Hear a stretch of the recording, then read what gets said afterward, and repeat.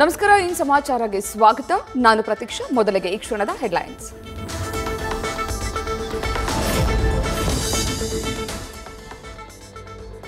ಕಬ್ಬಿಗೆ ಬೆಲೆ ನಿಗದಿ ಮಾಡಲು ಅಹೋರಾತ್ರಿ ಹೋರಾಟ, ರೈತರೊಂದಿಗೆ ಸಚಿವ ಎಚ್.ಕೆ. ಪಾಟೀಲ್ ಚರ್ಚೆ ವಿಫಲ. ಇವತ್ತು ಸಂಜೆ ತನಕ ಸರ್ಕಾರಕ್ಕೆ ಡೆಡ್ಲೈನ್.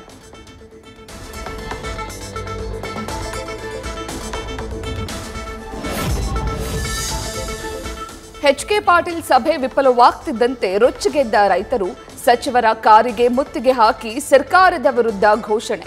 ಕಾರಿಗೆ ಅಡ್ಡ ಬೀಳಲು ಯತ್ನಿಸಿದ ರೈತರನ್ನ ಕರೆದೊಯ್ಯಲು ಹರಸಾಹಸ.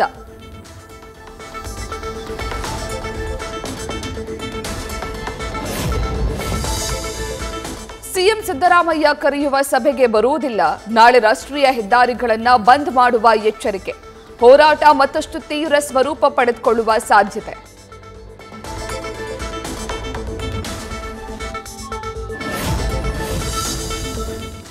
ದೆಹಲಿಗೆ ಹಾರಿದ ಡಿಸಿಎಂ, ಕುರ್ಚಿ ಆಟಕ್ಕೆ ರೆಕ್ಕೆ ಪುಕ್ಕ. ಮೇಕೆದಾಟು ತೀರ್ಪು ನೆಪದಲ್ಲಿ ಹೈಕಮಾಂಡ್ ಭೇಟಿ ಯತ್ನ. ನಾಳೆ ಮತ್ತು ನಾಡಿದ್ದು ಬಿಹಾರ ಪ್ರಚಾರ ಕಣದಲ್ಲಿ ಅಬ್ಬರ.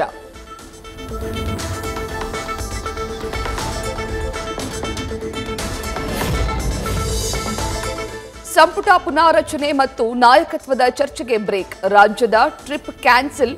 ರಾಹುಲ್ ವಿದೇಶ ಯಾತ್ರೆ ಫಿಕ್ಸ್. ನವೆಂಬರ್ 23ರ ಬಳಿಕವೇ ಕುರ್ಚಿ ಕ್ರಾಂತಿಗೆ ಸ್ಪಷ್ಟನೆ.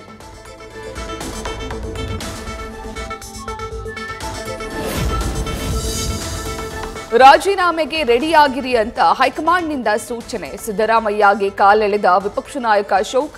ಅಧಿವೇಶನಕ್ಕೆ ಹೊಸ ಸಿಎಂ ಭವಿಷ್ಯ ನುಡಿದ ಶ್ರೀರಾಮುಲು.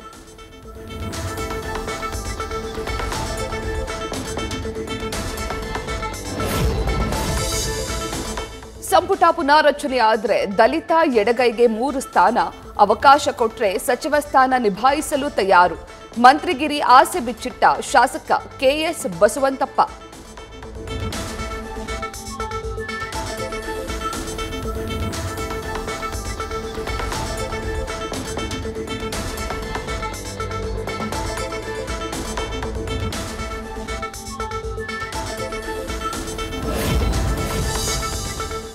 ಖರ್ಗೆ ಕೋಟೆಯಲ್ಲಿ ಆರ್ಎಸ್ಎಸ್ ಮಾರ್ಚ್ ಪಾಸ್ಟ್ಗೆ ಕೊನೆಗೂ ಮುಹೂರ್ತ. ಚಿತ್ತಾಪುರದಲ್ಲಿ ನವೆಂಬರ್ 13 ಅಥವಾ 16ರಂದು ಪಥಸಂಚಲನಕ್ಕೆ ಡೇಟ್.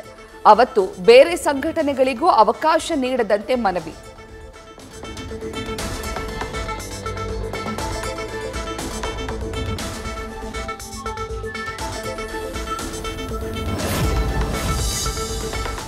ನಾಳೆ ಹೈಕೋರ್ಟ್ನಲ್ಲಿ ಸಂಘದ ಅರ್ಜಿ ವಿಚಾರಣೆ. ಸಂಧಾನ ಸಭೆ ಕುರಿತು ವರದಿ ನೀಡಲಿರುವ ಎಜಿ ಶಶಿಕಿರಣ್ ಶೆಟ್ಟಿ. ಹೈಕೋರ್ಟ್ ತೀರ್ಮಾನದತ್ತ ರಾಜ್ಯದ ಚಿತ್ತ.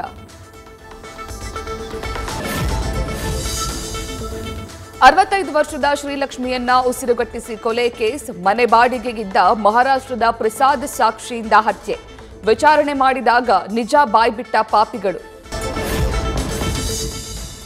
ಹುಲಿಗೆಮ್ಮ ದೇವಸ್ಥಾನಕ್ಕೆ ಹರಿದು ಬಂದ ಭಕ್ತ ಸಾಗರ.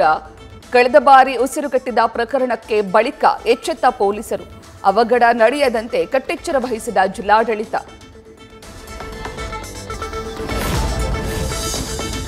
ಎರಡ್ 2026ರ ಎಸ್ಎಸ್ಎಲ್ಸಿ ಪಿಯುಸಿ ಪರೀಕ್ಷೆ ವೇಳಾಪಟ್ಟಿ ಪ್ರಕಟ. ಮಾರ್ಚ್ 18ರಿಂದ ಏಪ್ರಿಲ್ 2ರವರೆಗೆ 10ನೇ ತರಗತಿ ಎಕ್ಸಾಮ್. ಏಪ್ರಿಲ್ 25ರಿಂದ ಮೇ 9ರವರೆಗೆ ದ್ವಿತೀಯ ಪಿಯುಸಿ ಪರೀಕ್ಷೆಯ ದಿನಾಂಕ ನಿಗದಿ.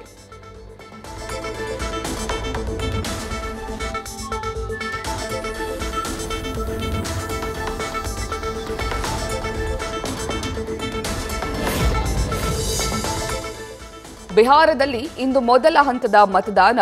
121 ವಿಧಾನಸಭಾ ಸ್ಥಾನಗಳಲ್ಲಿ 3.75 ಕೋಟಿ ಮತದಾರರಿಂದ ಹಕ್ಕು ಚಲಾವಣೆ. 1314 ಅಭ್ಯರ್ಥಿಗಳ ಭವಿಷ್ಯ ನಿರ್ಧಾರ. ಸೂಪರ್ ಸ್ಟಾರ್ ರಜನಿ ಕಮಲ್ ಹಾಸನ್ ಒಟ್ಟಿಗೆ ಸಿನಿಮಾ. ತಲೈವಾ 173 ಚಿತ್ರಕ್ಕಾಗಿ ಒಂದಾದ ಜೋಡಿ. 2027ರ ಪೊಂಗಲ್ ಹಬ್ಬಕ್ಕೆ ಬಿಡುಗಡೆಗೆ ಪ್ಲಾನ್.